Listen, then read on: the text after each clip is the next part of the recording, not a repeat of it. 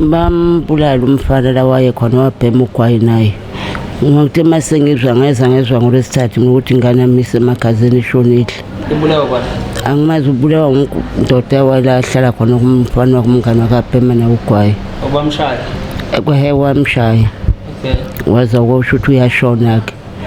Sengizwa ngesinye isikhathi ukuthi umntwana ushonile. Mangisithi siyahamba sithola kunonkosikazi. Wathi umntwana wakhe wabaleka mangisengena eduze emoshwali wabaleka unkosikazi wasukela amaphoyisa ambamba wabuya nakwathi bambophile. Angazi ukuthi bambophe kanjani lolo cala bamkhiphe kanjani balithetha nobani.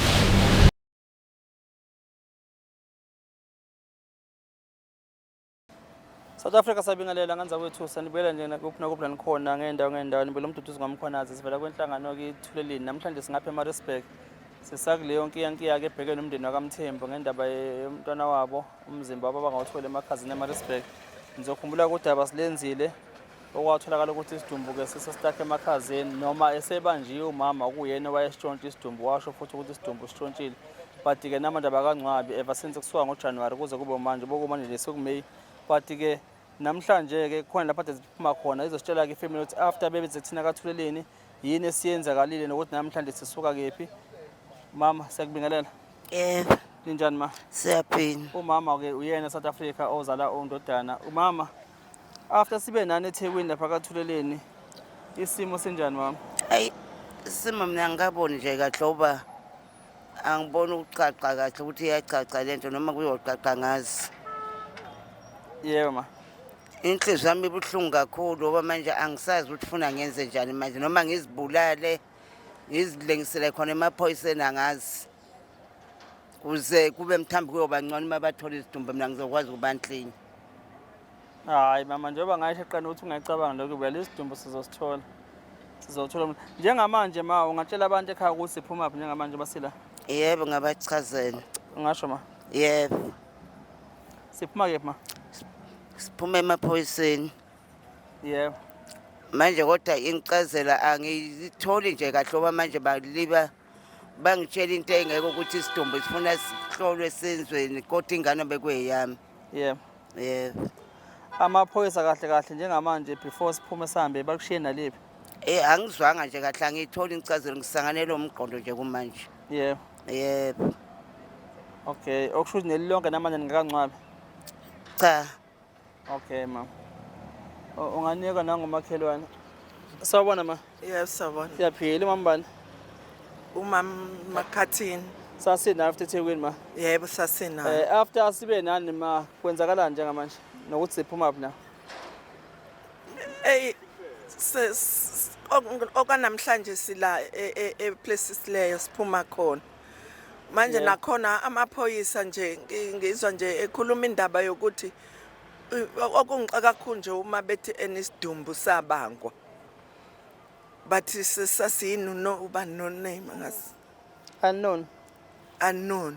Yebo. Kanjani ngoba phela umuntu unkosikazi wabaleka washo futhi wathi ubethunyiwe.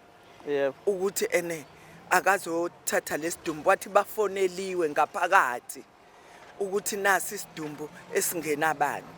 Yebo.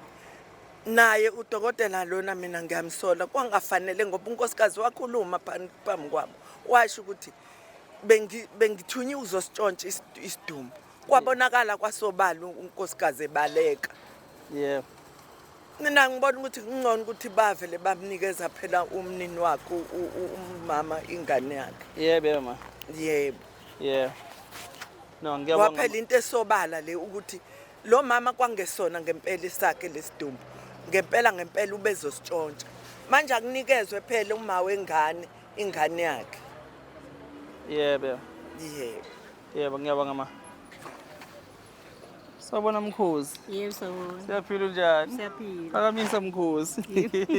Right ma? Right ba. Ephinde yahlangana. Yebo. Siphuma la epolice station ma. Awusathu babeke nawo abantu ukuthi uzweni. Siphuma le places le. Yebo. Ngendaba yamama womntwana owakwakuthiwa yabangwa kodwa engabangwa. Ukufika ngokuzwa kwethu akukho nje ngathi ngikuzwile kahle emaphoyiseni ashona ngala. nokuthi nje njengoba besathi silinde i-DNA khona kuba bakhulume naye noma ngingasakhumbuli baba ubani lo othe uyena umphathi wakhona emaphoyiseni kodwa manje bakwazi ukuthatha i-DNA bayisele ePitoli bamdlula yena ebeyile eduze. Inkinga yethu inkulu bazalwane manje siyacela ukuthi ngempela lo mntwana silithole ithambo lakhe ukuze akwazi umzali wakhe ukuthi akhululeke naye abone ukuthi isidumbu sakhe silaphi. Sikhathazekile ngempela siwumphakathi waseWillow-Fontein. Yebo ma. Ukuthi umntwana akafihlwe ngesizotha njengabanye abantu abashonayo bafihlwe. Yena ongjani lokwakhe ngoba phela umama kucacile. Umama wabonakala ebaleka wabanjwa walethwa washo umama ukuthi uthunywe umama waseBBA okwazi ukukhipha ama-ID itifiketi futhi khona ofonile ngaphakathi emoshwali ukuthi sikhona isidumbu esilahlile la ukuze lo mama afike la. Umama uchazela ukuthi naye angaboshwa yedwa aboshwe nabanje obesho ukuthi njoba naye efike lapha emakhazeni nje uthole information akavelanga nje wazobheka isidumbu naye angasazi watshela ukuthi kunesidumbu la esilahlile kanti sona lesidumbu esikhathazeke ngaso thina hayi sikhathazekile siWillow-Fontein ePietermaritzburg. Yebo ma. Hayi sikhathazeke ngempela lenyanga es5 lenyanga umama nje akazi nokuthi kufanele enzeni okwakhe nje kumile impilo yakhe imile.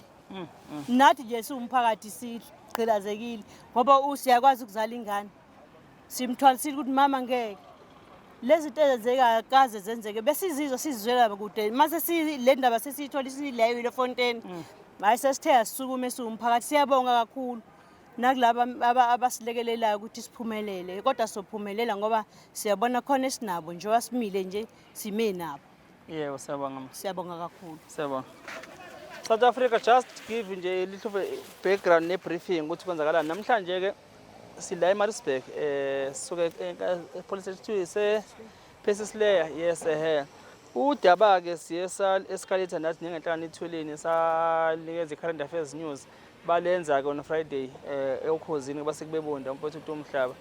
After ke benzeke udaba kuye kwabe sekuthinteka ke neoffice likaNdunankulu ngoba ke namhlanje ke kuye kwathiwa ke neoffice likaNdunankulu libe khona la kuzohlangana nepolice station la bezohlangana nobrigadier ke sorry uKennel angisazi uKennel bani sibongo Colonel Kunene. Yes bebuziwe ukuthi asize basithi family icela nathi sibe khona just ukuthi ke sizoba support njengoba sasiqala seqaleni into esiphethathwa lapha na ke namanje ama fingerprint ayithathiwe uthiwa akaza abuya if usibuza ke ikhozi ukuthi why kuze kuthathwe i-DNA test uthiwa ayiye ePitoli ngoba phela akasekho umuntu kahle kahle osibangayo isidumbu. Umama nangu uyasho ukuthi ingane yakhe umama lo wesibili osejahliwe wabanjwe sebaleka uyaconfess ukuthi ingane akuyona yakhe bebezosintshontsha bona isidumbu akavelanga nje wasuka wezemakhazeni babiziwe ukuthi nasi isidumbu ke silahlile. So ke sase sikephi isizathu sokuthi akwenziwe ke i-DNA test le esibambezela umndeni ukuthi ungakwazi ukungcwaba kuze kufike kuze kube manje namanje ke siyathola futhi ukuthi nemiphumela yakhona ePitoli kuthiwa ayikazi ibuye ngenhlanhla enkulu ke umuntu ke wazama ukuthi activate ke i-provincial office kwi-level yakhona la kwi-SAPS ngenhlanhla enkulu ke samthola ke ubaba uNgcolosi uBhengu okuyena kwehead yaka forensic la kwi-province okuyena kungathi njengamanje uthe abemthumele uzakwazi ukuthi ayibheke le nto ngoba kwakhona ukuthi ke ize iye ePitoli asazi ukuthi ayiye kanjani mhlambe beyijombile iprovince noma mhlambe ke umthetho wabavumela kwenzeke lokho but ayakatholi njengamanje ke sikuleyo simo esinjengalesi sokuthi ke singeneleke iprovince sithembe ke mhlambe ukuthi liyothi liphele lisonto leli kuzobe kukhona mhlambe okutholakalayo because ayathatha ama fingerprint nakhona kule phepha lama fingerprint akufakiwe ngisho inamba yabantu abawa receiver lapha ePitoli ukuthi ke just ukwenza inquiry nansi inamba eningakwazi ukufanele kuyona iphepha lapha nesilibonile nathi namaphoyisa ashana ngamakhanda ukuthi ayifakiwe inamba le only number efakiwe yamsesho kuyena we-submitter lapha ePretoria. Njengamanje ke simile because bebengazi abazofonela abantu thana sakwazi ukuthi si-engage ke ubaba uNgcolosi uBhengu. Sibonge nje kakhulu kuyena uNgcolosi nobuholi bonke nebeprovince SAPS la eKZN ngokusebenza buholo baba uMkhwanazi. Siphinde sibonge ke nase-office likaNdunankulu ukuthi ke lusukumele umphakathi laba khona ukuthi initiative abayenza ukuthi beze nabazolalela ukuthi kusuka phi bazo-assista ngani umndeni. Njengamanje sisalindileke mhlawumbe ukuthi ke i-office likababa uNgcolosi likwazi ukuthi ke ikuphi elikutholayo ukuze sizokwazi uku-assista ke lo mndeni ukwazi ukuthola isidumbu sawo. Yileyo nje ke inkinga sabhekana eSouth Africa namanje umndeni awunqabile inkinga isidumbu sibanjiwe. Thina njengethweleni so support umndeni Sifuna okunye, sifuna isidumbu. Abasinike isidumbu nje, umndeni ukwazi ukubeka ilunga lawo ngesizotha nje ngabantu bonke. Nawe kuba ushaya iy'valo zakho uyabona ukuthi iy'valo engathi zibhidanile, musu lokhu uqhubeka ulokhu resista because kuzoze kuvele okuningi amahlazo wenza ngoba sekucacile phela ukuthi niphila ngawo lo msebenzi. Uma mama eshiye nje ukuthi yinto eniphila ngayo le. Thina singeneke lapho kwamaphoyisa lokho ngoba nomfana wabulala umfana thuse ngaphandle kodwa umndeni awazi. Uyena umama futhi lo kuthiwa waboshwa usengaphandle naye umndeni awazi. Asingeneke lapho thina okwethu nje sicela isidumbu bakwethu sikwazi ukuthi umndeni siwulekelele ukwazi ukubeka umntwana wawo. Yilokho eSouth Africa sizokuthi update ukuthi kukephi njengamanje ikuphi okuqhubekalayo. Siyabonga. Nisale kahle emakhaya.